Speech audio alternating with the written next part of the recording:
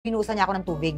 Ano? Paano nangyari? Kasi nga nahuli ko nga siya, di ba, na nagla-like sa mga nakaharos na kahubad na ng... Foreigner ba o Pilipina? Pilipina yon. Pero hindi siya pina-follow ng Pilipina, siya lang ang naka-follow. Pero kasi di ba, halimbawa, ikaw, pina-follow kita, pina-follow mo din ako, lahat ng mga nila-like mo, makikita ko. Oo, tama. Di ba? Oo. Sabi ko, bakit niya nila-like to? Sino ba to? Di, pinuntahan ko yung account ng babae, chicken lick ko. Ay, si girl, lagi nakahubad doon sa dagat. Lagi na lang lagi na lang lagi siyang baka mo humahanga lang. Ay, wow. So, naghiwalay kayo.